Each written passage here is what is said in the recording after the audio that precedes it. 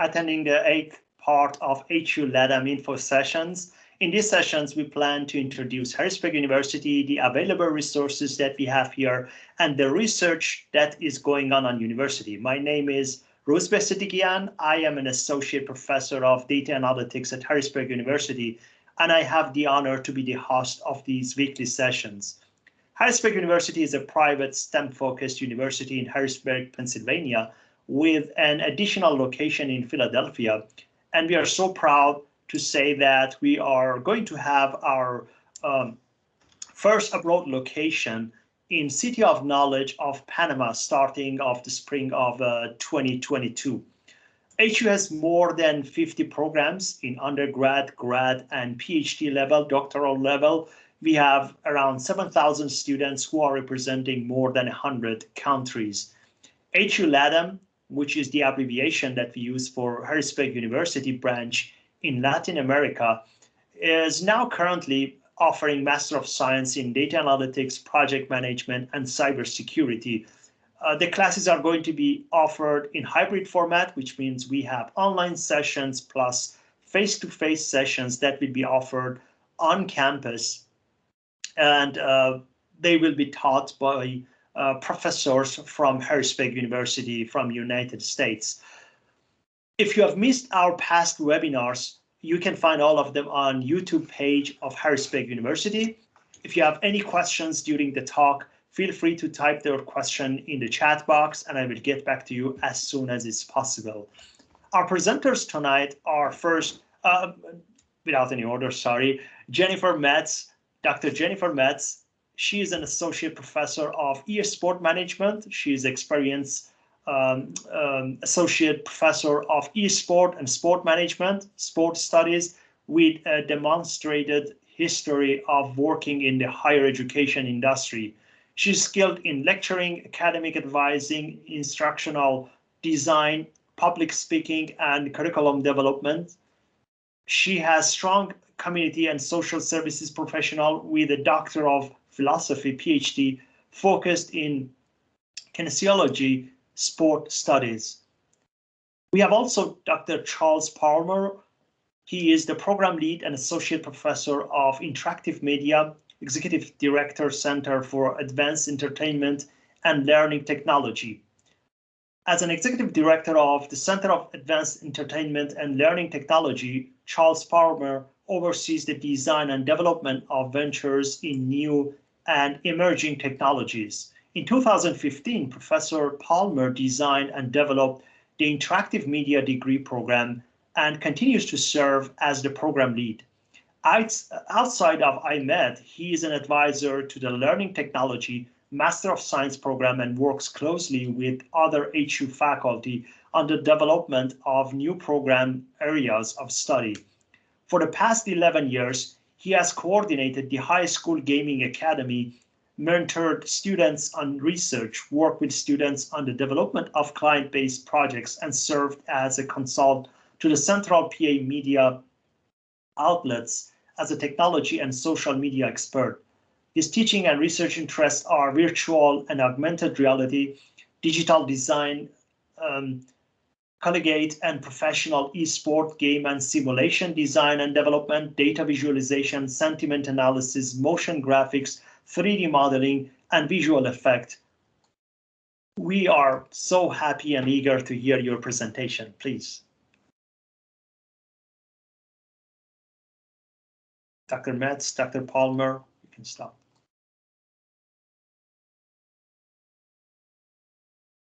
You are muted. I'll go ahead and share my screen and then you can, Dr. Palmer, you can go ahead and take off.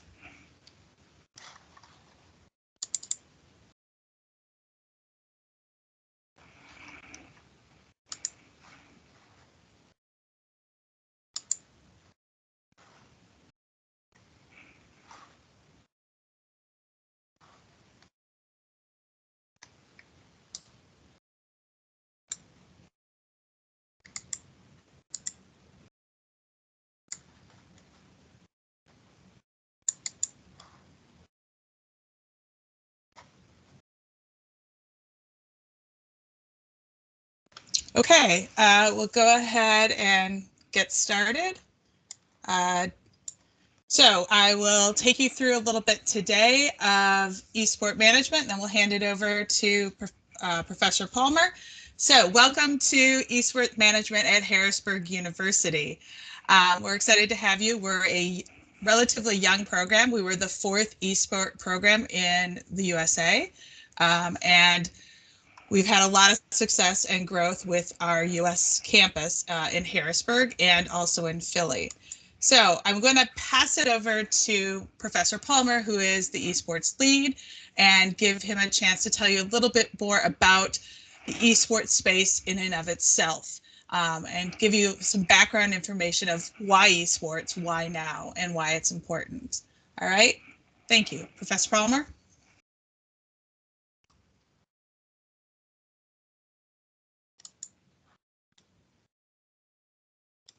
I think he is disconnected because I Okay. don't see him in the room right now. Okay, that's fine. While he's disconnected, I will just keep going. Professor Palmer will be back. So I'm Dr. Metz. As I said, my PhD is in sports studies. I spent 20 years in the sport management arena, and I came into the esports because I was a lifelong gamer. And when the opportunity to move and truly study my passion became available at HU, I was so excited to enter this space. So I'm going to briefly take you through a few sort of questions to get you started and get you thinking. And can tell me a little bit, and if you don't want to answer in the chat, you don't have to, but how familiar are you with esports? Give me an idea of sort of what's your experience level. Are you an amateur player? Are you a casual gamer? Do you have a favorite team? Are you Team Liquid? Let me know a little bit about what it is you do in the gaming space. In the meantime, Charles is also back. Okay, great. Professor Palmer, would you like to take it away? Yes, yes, no, no. Yes, yes, yes. Okay, all right, sorry. Yeah, sorry about that, but it seems like my neighborhood network just went down. So, I'm joining via phone. Apologies for the technical, but we're always ready for a backup. So Jen, if you can keep an eye, or Dr. Metz, if you can keep an eye on the chat, see if there's any questions. Yeah, let's talk about some esports and talk about why we're doing what we're doing here at the university. Go to the next slide.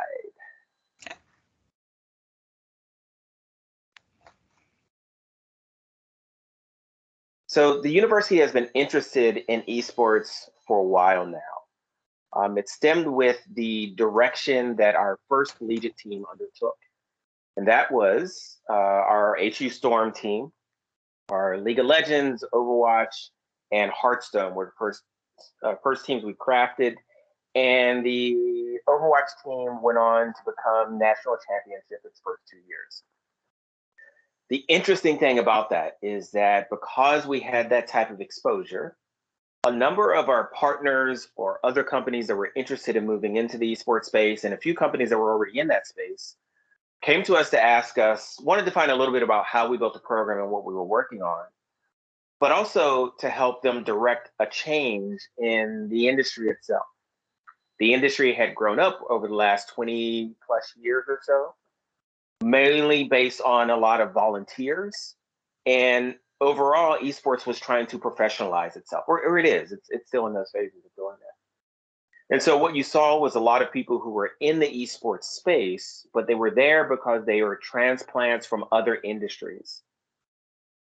And what the industry really wanted was the next generation of esports professionals, those who not only knew about production and planning and project management and design and broadcasting, but also knew a lot about esports and learned those things together. And so we set about trying to, again, work with our partners to figure out, well, what would an esports academic program look like? And late 2019, early 2020, we launched our undergraduate program in esports. So I want to talk a little bit about a number of those things. So we can go to the next slide, I believe. And so, yep. Oh, sorry. there we go. So again, as we started on this journey, our partners came to us and really asked us what could be done. Well, we started our research really by looking at, well, what were the career opportunities that the next generation of esports would need? Not just what was going on today, but what we can work towards improving upon. We also wanted to find out what skills were transferable. As you're building academic programs, you try not to be pigeonholed. You try not to develop a student whose skill set only applies to one particular discipline. So what we did was we wanted to see, well, what skills in this discipline also align with other disciplines so that our graduates would be a little more multifaceted in that, yes, they finished with a degree in esports management, but maybe they wanted to go into entrepreneurship as well. Or maybe they were studying production, but they wanted to go into a live streaming career. And so we wanted to make sure that the skills that we were working on weren't pigeonholed to one industry, but our students could have the ability then to find jobs across multiple industries. Innovation happens in a number of ways. And one way I like to look at innovation is a new idea that is coming into a space and it's a little disruptive to the status quo. If we think about things like Uber, they were a disruptive company that came about with a different way of delivering on-demand taxi service, if you will. And so they completely changed the industry and started a slew of innovations that came because of that. And the last thing we really wanted to focus on was the growth markets. We didn't really just want to focus on building professionals that could only work in one market or may have been limited, but we wanted to make sure that the areas that we were looking at were areas that would either be sustainable over the next 5 to 10 years or would allow our students to have a skill set that they can take into the next 5 to 10 years as they adapted into the industry. So we didn't want to just teach them how to man a camera or how to use a stream deck or how to write a script specifically for a specific field or a specific game. Instead, we wanted to give them a set of skills that they could adapt as the industry continued to grow. So all of that came about our idea of why. And the last part of here that I think is kind of important is this is a global industry. Although we mainly focus here as a North American institution and it's growing across our borders into other regions, Americans are very self-centered and they think of themselves as number one. But when we look at esports, actually North America is number 3 or number 4, depending on which list you look at for the consumption of this particular area. So we love to look at other areas, such as South America, such as the Asian Pacific, such as even the European and the Australian regions, as not just thinking about ourselves, but also how can we educate people in other regions or prepare our students to go off into those other regions themselves. Go to the next slide. I'll try not to be as verbose now. So the next thing to think about is what esports is. And so this is one of the images that we like to use to talk about the ecosystem of esports. And there's a lot of information here, but I'm only really want to cover a couple of things. If you look in the center, we have this sphere of what professional esports is. And it touches upon teams, publishers, events, and leagues, where the teams are a lot of those brands that we already know about. The publishers, who are those who allow, those who have created a game or a series of games that allow teams to play. Leagues then allow or a structure for taking those different teams within different games to play together in a league. Gears of War is a really great league to think about. And then events are, well, how do leagues actually compete? Where does that take place? And we're focusing on 3 of these areas, the teams, the leagues, and the events.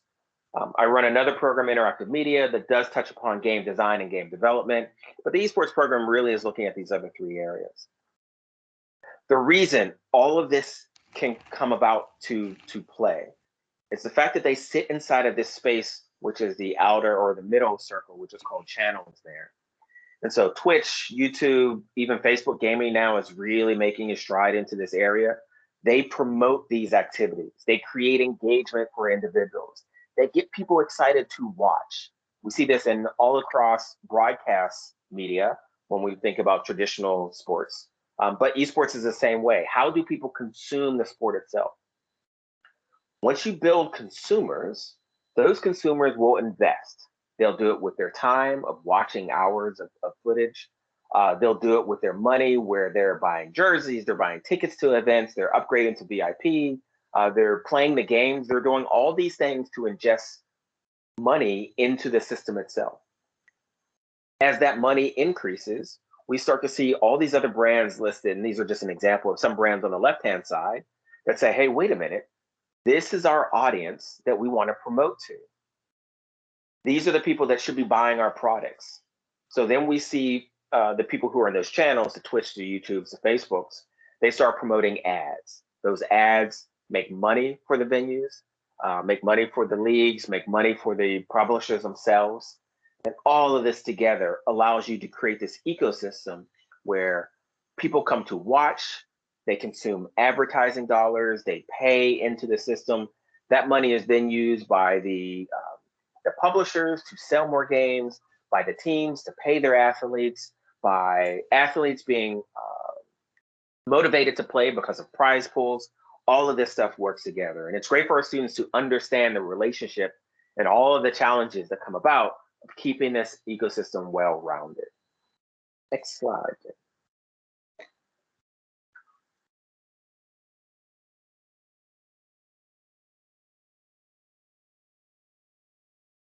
The slide's not updating, so. So it's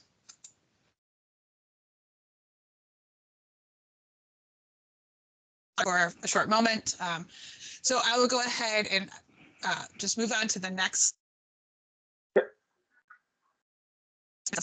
So we're talking about the reason, right? What's the reason that we want to be here? And all of the different channels. So these are areas that more than likely are very, very familiar with. And so we're going to talk briefly about some of the grounding for each of those. So here is just a quick chart to give you a sense of what is happening in the space. If you're here, chances are you're already familiar with the growth in the esport area, but it's really important to understand that this is a arena that is going straight up. And if we want to reflect on certainly 2020 and 2021, those numbers just keep spiking. So what we've seen here with this first graph is the move from the added occasional viewer. We're getting more and more of those, right? The person who's, is a FIFA player, but they're like, I really think I'm going to watch some FIFA esports, right? Where they're an occasional viewer from time to time. And then you have the people that are truly invested, right? They've got their teams, they're wearing their jerseys, and they're ready to go. And we're seeing massive increases in the numbers. So the predictions for 2023 are quite significant. If we look at growth, which is if you're going to be in esport management, it's certainly one of the things that you want to think about. Revenue streams are crucial, right? We care about people, we care about things, but we also care about revenue. You can just see the massive increases and the expected increase in 2023. Any number of pundits have come back and say what happened in 2020, the global lockdowns, was probably one of the pivotal moments for esports. Whether it was for U.S. examples, the NBA or NASCAR flipping and using esports to facilitate and add to their sports index. Certainly, we've seen the success of esports teams and their growth. So we're going to move here to the actual revenue growth. If we look at 2020 to 2021, and Professor Palmer, if you're back, just let me know. And you're Yep. Okay. So slide is yours. Thank you. Sorry about that. I finally got back to my computer here. So all of this is about growth, right? We didn't want to build a program that was going to be stagnant. We looked a lot into the future to see what was to come. We came up with our research to show that, yes, this is a growing area. And you can see some numbers here in revenue alone, but there are a number of reasons of why you build a program like this. Not just the revenue involved, but it's also the growth of the industry and how many jobs there might be coming down the pike. So the next slide is looking at an audience as well. And so, yes, we see an increase in the revenue, and you can see there some predictions. We didn't reach that Twitch revenue of 2.2 billion, but we got very close to that number. Hours watched is just insane, especially when you think of what happened in esports in COVID. The fact that a lot of folks were home and they were looking for things to do, and esports was one of the things that continued to go on where other sports weren't able to for a short period of time. We're seeing the age of esports align with the age of gamers, but it's actually growing beyond that, which is great. And as I mentioned earlier, there's a lot of money in this particular space, and so we are able to, see this growth happening because there are dollars involved. The other thing that's of interest, and this is something that our management students spend a lot of time thinking about, is brands who are in this space. And brands, if you remember back to the ecosystem, are one of the reasons that the space continues to grow is because brands invest money into the space. They sponsor teams, they sponsor leagues, they put on events, they do all these things to get and attract a new audience of consumers. Well, one thing that's really interesting is this space called non-endemic brands. These are brands that want to be into the esports space, not because they sell products in esports or hardware, peripherals, any of those things, but because they want access to the audience. And for any industry, as you guys go out and study economics in a variety of areas, and if you look at those non-endemic brands, that's going to tell you the growth of a particular industry. So you can see a list of companies on there that you may not associate directly with esports, but they've seen the growth of esports and they're investing money in it. One of my favorites is MAC Cosmetics, a cosmetic brand that is gaining in a lot of popularity. And they looked at this space and said, wait a minute, we have professionals and semi-professionals and amateurs who are on camera who need to use products in many places, in their hair and their face and skin, in order to make themselves look better or improve their looks. But we also see people who are engaged in cosplay, right? So they looked at this particular area and said, there's a segment of this that we can promote our brand to. And I went to TwitchCon, the last TwitchCon that was face to face, and MAC Cosmetics had a huge installation right there in the center. So we talked a lot about the ecosystem and how this works. Dr. Metz next is going to talk a little bit more about careers and how they actually evolved through this. All right, we'll spend a little time talking about esport careers. This just gives you, again, if you're familiar with the space, this will give you a general idea. Hitmarker is one of the places in which it is the place to look for esports jobs, right? And so this is where we often direct our current students, but we also direct people interested in the esports space who want to know what is out there, right? What are the possible jobs? So we left the projections for 2020 because I think they're really interesting in the sense that here was the numbers before the entire world, for the most part, became very insular, right? And they moved to their homes. And with that, they moved to their consoles, to their keyboards, to their streaming decks, and really reinvested. So all these numbers have gone up exponentially as far as total growth for jobs. But even looking between 2019 and 2020, we see that there was an over 831% growth in total esport jobs, right? If we look again, we see that the total number of paid jobs, which is always an important aspect, right? Because again, with the young industry, there's often a lot of encouragement to sort of get out there and grind and do a lot of volunteering for free. And while that's an important part of development, right? We're not training people to work for free. You know, the expectation is that you have paid opportunities and have a successful career. So therefore, it's very important to sort of take a look at that level of growth at 918%. Then if we move on to the next, we again see the total number of full-time esport jobs grew again, about 927%. So let's talk a little bit briefly about esport jobs, because this is often a space where people say, okay, but what do I do, right? Unless I'm a player, I can't work in this field. So if you are familiar with sport in general, traditional sport, think about when you go to a game, right? And you enter a stadium, you get a soda, you buy a jersey, right? You watch the Jumbotron. All of those aspects are part and parcel of the esport experience. Now, if you've gone to an esport event, you know exactly what I'm talking about, right? There has to be someone to set up the monitors. There has to be someone to set up the kiosk, right? That's the production side, which is often something that people forget about. With that comes all sorts of different aspects. So whether we're online or in person, you have things like social media associated manager, right? You're the person that develops all the content for the social platforms.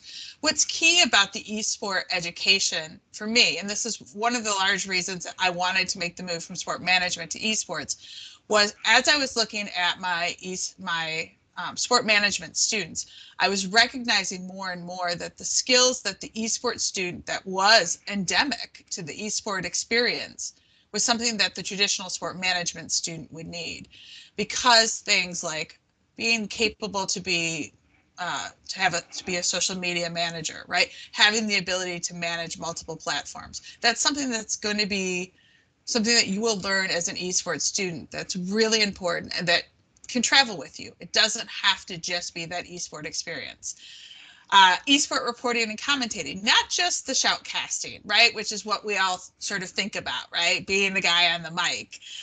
But we now have lots of writers, lots of commentary. We have any number of streamers who are all out there commenting about the culture and the business, right? We have publications popping up all over the place talking about the esport experience. So this is a job we're seeing more and more of, right? Event production and manager. You're the one who sets up the competitions, right? So this becomes a crucial aspect. And this is one of the things we pride ourselves about at HU, is we really believe in giving that hands-on production experience, because whether or not you never plan to set up a kiosk or a computer for an event, it's really important that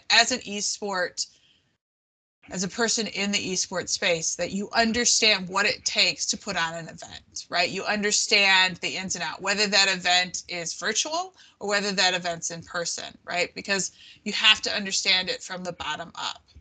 We have booth planner and visualization artists, right? This is something that when we're planning for the visual look in the 2D and 3D. So these are just some of the jobs that you may have not have thought about in the esport place. It doesn't have to be a coach, you don't have to be a player, but if we're talking about team experience, one of the fastest growing areas, as you probably are familiar with esports, is mental health. So we're seeing a large number of psychologists emerge that are training team or individuals, right? In better training techniques, better mental health techniques, and also better ways to be competitors. Similarly, we have nutritionists and trainers emerging, because it's not just enough to be good at the game, right? Part of it is your health, right? Having a healthy lifestyle has often impact, and we're seeing it, certainly Team Liquid, we're seeing that impact. So we're seeing nutritionists and trainers as part of that area, and that's something that we value at HU, right? So that's another job that you may not have thought about. Certainly team coach, many people, that's what they want to do. All of the attendant administration techniques. Research moderator, and this is something that's really important. Again, this is not maybe esport front facing, but this is that background. Being someone who goes out and researches the game, moderates the user experience, right? Make sure that that bad patch is ready to go, or that we don't release, and you might be thinking of certain titles right now, we don't release the game too soon, right? We want to make sure that we have that game ready to go. And that's, again, one of those aspects of esport management that often can get overlooked. Another thing that we see a lot of is head of community. Again, this is one of those translatable skills that you can take anywhere, because we see more and more communities emerging in the space, monitoring community programs. So that's going to take us from the eSport job. And again, check out Hitmarker. This is just a quick screen grab of all the different jobs that are out there, right? So some of them are just what we talked about. Others are a variety of different areas as well. And this is important. One of the areas that we key in quite highly, as we already talked about, would be tournament operations, but also sponsorships. This is part of being an eSport management student. The idea of being able to get those sponsorships, bringing those non-endemic brands into the space, right? Organizing a concert with someone like Travis Scott and pulling it into the Fortnite space. That's what people who do sponsor, that is the work of sponsorships, is getting brands invested in your gaming. And if we look at the revenue streams for esports, broadly speaking, most of it is coming from partnerships and sponsorships, right? That's really where the money is to be made. So this is something we spend a lot of time really gearing our students for. Certainly we work a lot with those live events, community managers and different things that we've spoken about before, but this is just to give you an idea of some of the other jobs that are out there. If you can think of a job, it probably exists within esports. And one of the key things that we do in the undergrad space is try to help you figure out what it is you want to do. How do we direct you to the right path? Because not everyone's going to be a coach, not everyone's going to be a player. How do we help you find the best place for your skill sets? And we've had students come in, and I definitely want to be a front of the house guy. I want to be a team manager. And what they find out is they're really great at infrastructure. So maybe they end up in the back of the house, right? And they're working on building the productions and developing them. And so that's one of the core values of what we do at HU, is to direct you to where it is you will be best served. The next, I want to take you into academics, because we've talked a lot about the esports space in general, but let's talk about the academics we do here at HU. First, I'll take you briefly through, I want to point out a key point here, which is we are not a training ground for players, right? If you play and you want to try out for the team, great. But we are not a training ground for players. We're a training ground for students of the business and the management of esports. So we will support you in that passion. We have a great HU eSport club that you can connect with, even virtually. A lot of our students do connect virtually, but we want to support your career path in the management of esports. Apparently I have. All right, so the first we're going to start with is the academic curriculum. Broadly speaking, what we do here at HU is you're going to take your foundation. We have the HU foundations, right? These are going to be just learning about your various areas, learning how to be a college student, right? These are the base ground classes, and this is where you develop your cohort as a collegiate student. Then you're going to move into general education. These are going to be your math, your science, your English, right? What we do particularly well at HU is this second spot right here, which is experiential learning, right? And experiential learning is giving you the opportunity to do research. It's giving you the opportunity to do applied research in an area that you love. And the third aspect of it is you get to do an internship, which we think is crucial, right? Part of learning who you are in a space is also understanding what you love to do and what you don't. So there's three things that fall out of experiential learning. You have what we call Project 1, Project 2, and your internship. Project 1, we'll talk about what some of our students have done in a few minutes, is where you get to go and research something that you're passionate about. So one of our students did a comprehensive history of Smash Brothers, which was fascinating, right? Project 2, one of our students is building a podcast, right? So this is where Project 1, you do research. Project 2, you make an applied step. You apply that research and you build something. And then you do your internship. So this is a crucial thing that doesn't happen in a lot of places. Typically a university, to do a one-on-one research project with a professor or even with a small group is really, really unusual. Here at HU, it's expected. And it's wonderful to see our students' growth in that area.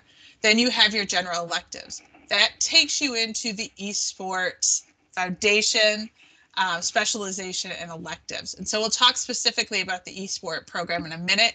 Just want to give you that overview of here's the foundations, here's how we're going to how you can specialize while you're at HUs, and some of the electives that you could try.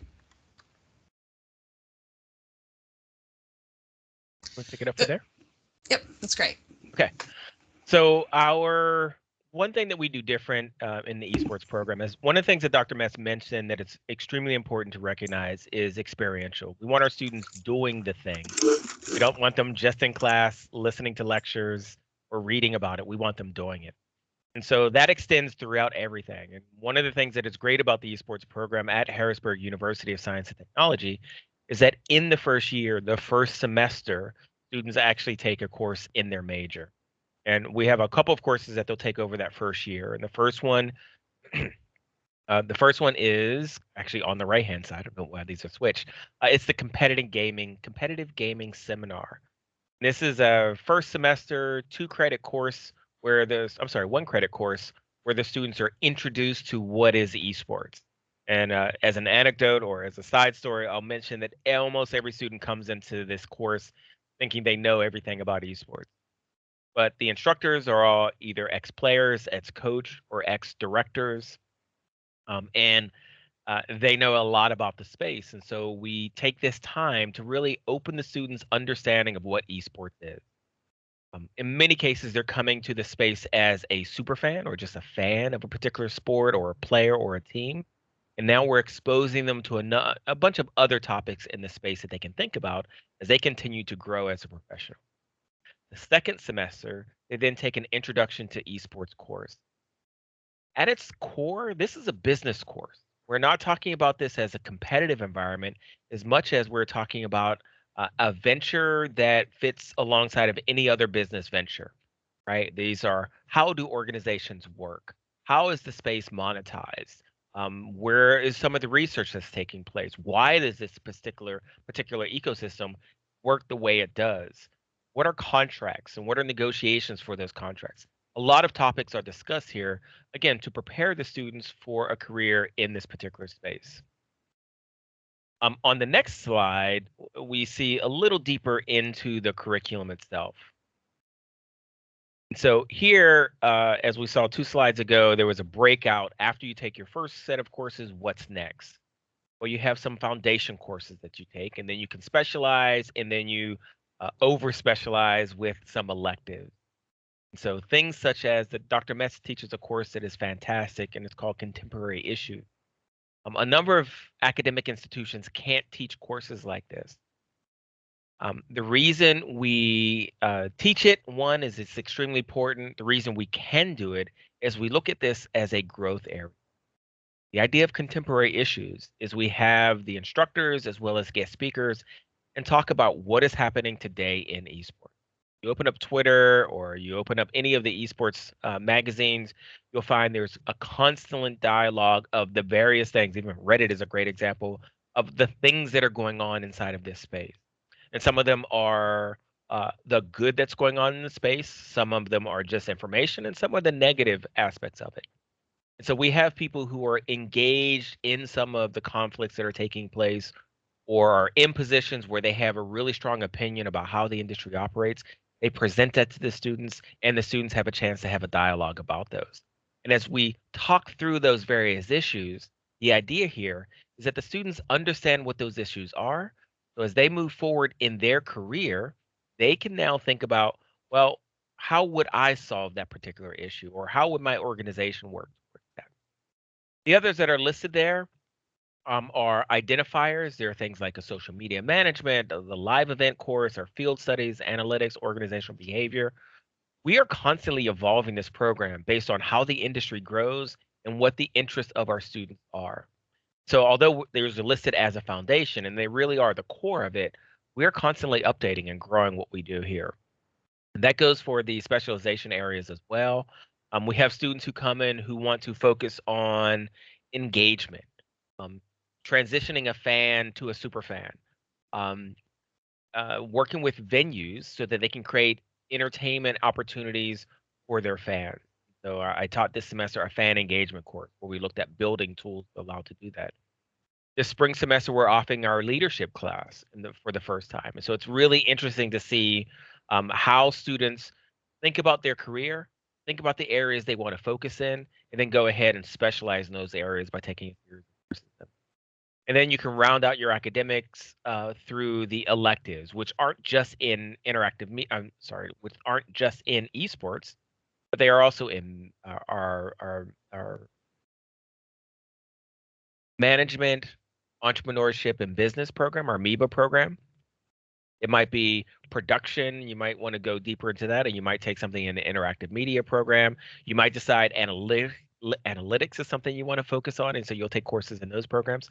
So we have all these ancillary programs to esports itself that will allow you to improve upon your skills in this space. And then the last thing I think we want to discuss here is the experiential learning. As I said, this is one thing that's extremely important to us, where our students not only get an opportunity to study these things, but also to do them. And so that happens through a number of ways.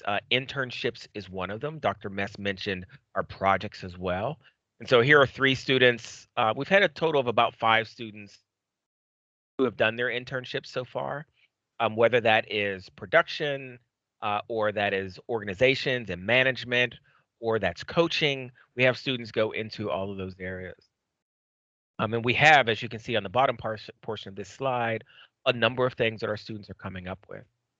The other thing that runs parallel to this is our experiential learning isn't just internships and projects.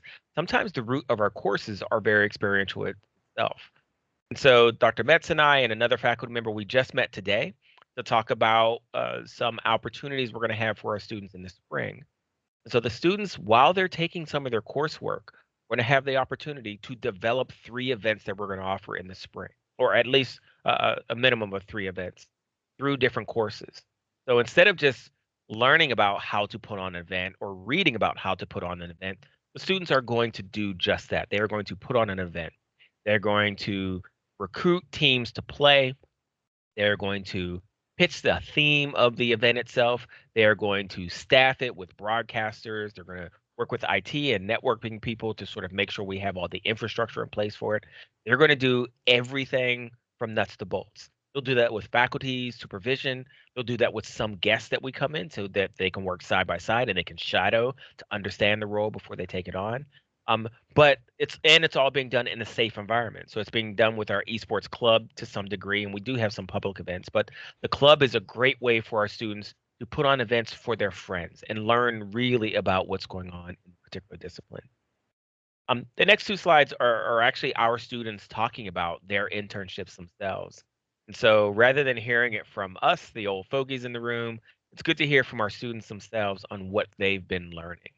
So let's hear from Sabin first.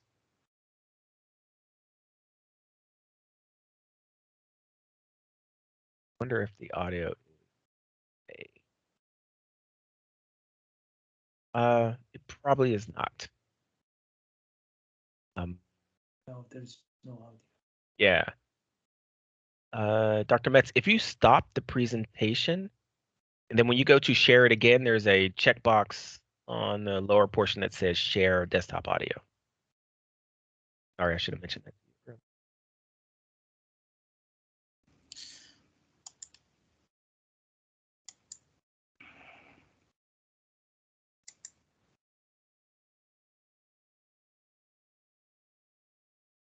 Were you able to hear that one? Sabin's, no.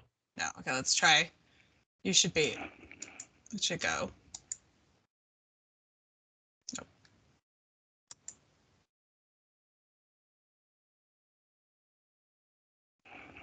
Right now, the sharing isn't happening. Okay, gotcha.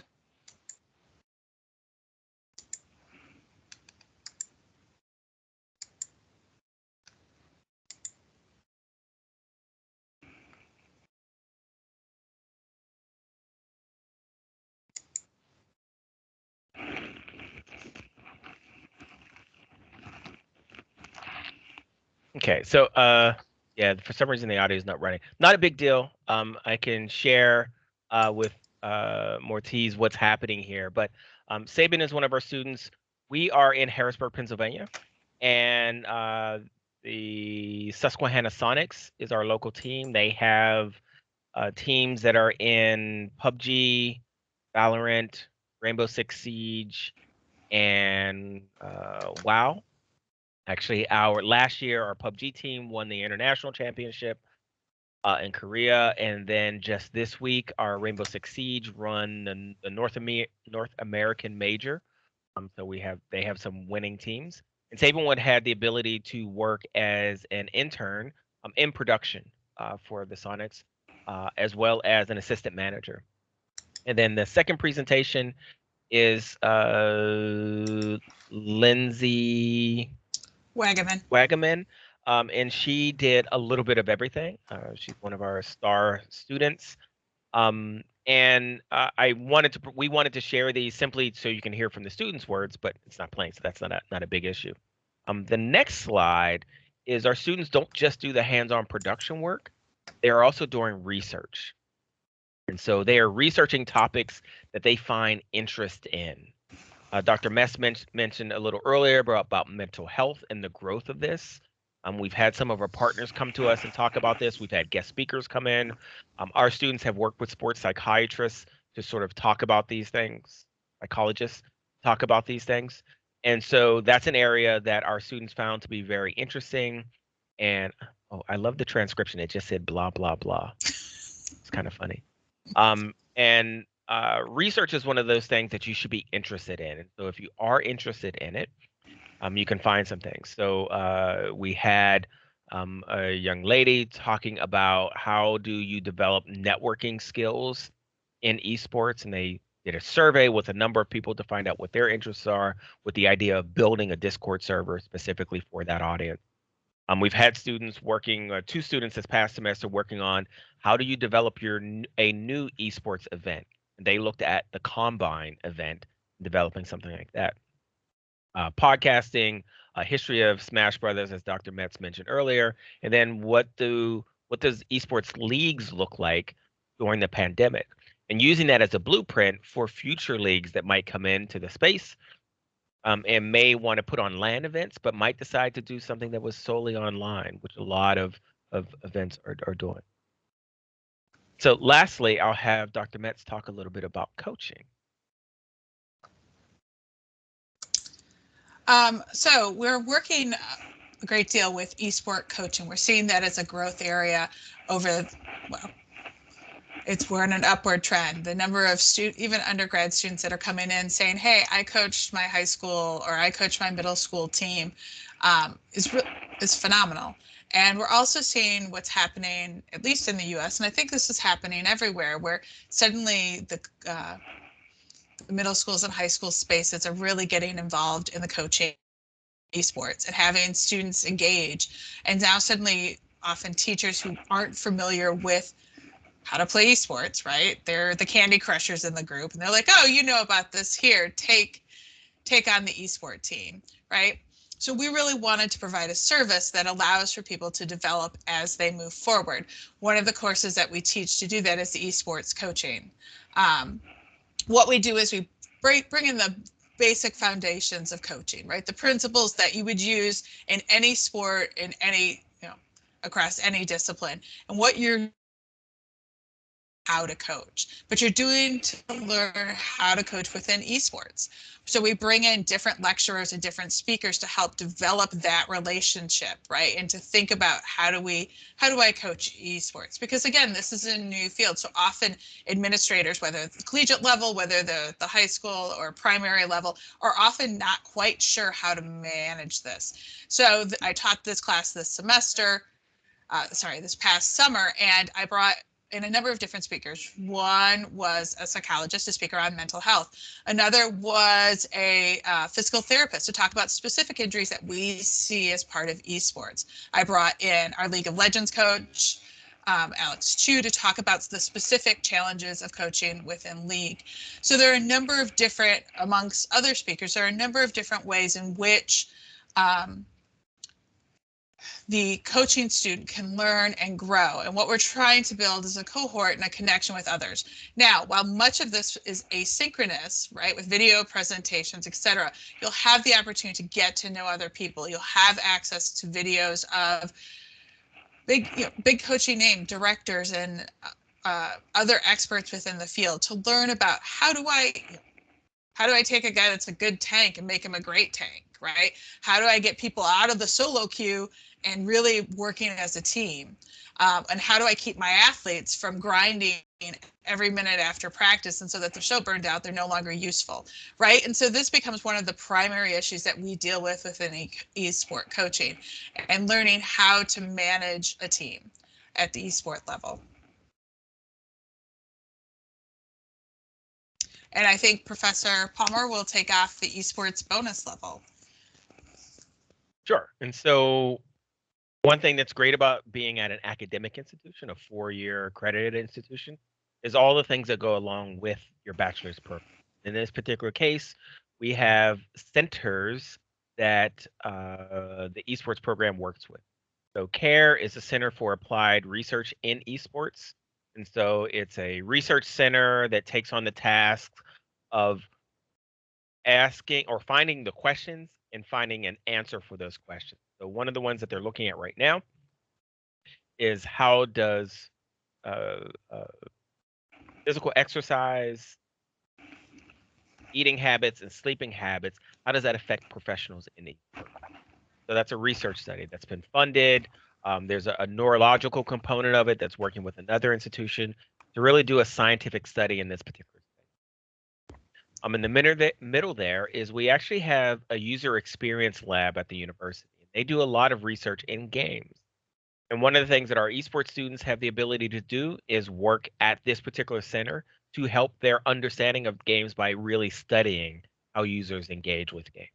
It's more than just sitting and watching someone over their shoulder how they play a game, but it's creating surveys and answering specific asking specific questions to specific participants about how they're playing and what they like about the game. And our students serve both as those researchers, help answer those questions, but they also feed into the guest testing. So there are a number of AAA titles that have come out in the last year and a half or so that have actually come through our shop. And our students get a chance to play test those. Those students who are researchers actually now have those on their resume. So those are credits that they have to their name. In some cases, they have credits in the games.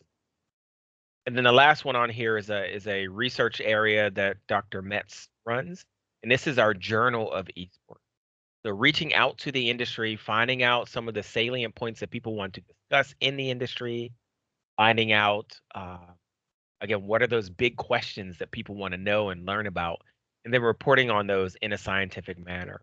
So that comes together as an annals, so we can talk about a variety of different topics in esports, not just about players, not just about brands, not just about studies, but also sometimes companies might want to talk about a product that they have come out, or luminaries in the space might want to talk about growth and innovation.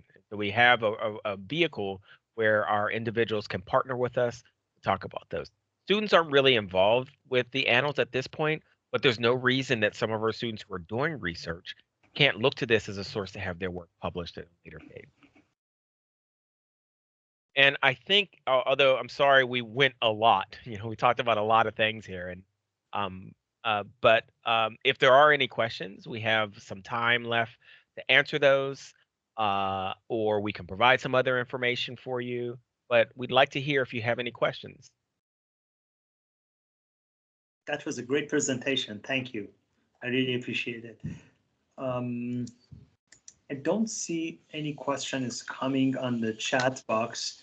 I just had a quick question. For those who are interested in applying for eSport, is there any preliminary knowledge that they have to know in order to become successful in the major? I mean, do they need to improve any skills in their portfolio before applying for eSport? That's a really great question. The easy answer is no. I would say if you have a passion and an interest in the field, you can be a fan of a particular team and want to say, hey, there's more there. Or maybe you've come across a role in esports that you thought your particular skill set or your interests are in that particular field, coming in and knowing what you want to study is helpful, but it's actually not required. We've designed the program so that that first year you get exposed to so many different parts of the industry. You really don't have to decide which path you're going to go down into until halfway through your second year, right? Where you start there was an area we identified as specialization. You really start specializing in the areas that you want to focus. So it's a great question. The pre-knowledge is just to have an interest in esports, and then we can help you find a career in that particular space. But I will also add that if this isn't the space for you, that's fine as well. And we can help you suss that out early on in the program to say, you know what, we see where your interests lie. Maybe business is what you want to focus on and minor in esports. And that'll help you go further. So we're extremely open to helping people not just fulfill this program, but really the real crux of what we do here as an institution is we want to put people in meaningful careers. So if that's not esports, that's fine. We have other disciplines that we would love to get you engaged with. Thank you. That was very helpful. Thank you very much. Yep. Thank you for the question. So again, thank both of you. Great presentation. I really enjoyed it, and I'm sure that the attendees and those who are watching the recording after work, they will enjoy it. Thank you again. For those who are interested, don't miss our past presentations, and we're going to have another one next month, which is about cybersecurity and AI. Don't miss that one either. Thank you, everyone, and enjoy the rest of your night. Goodbye. Bye.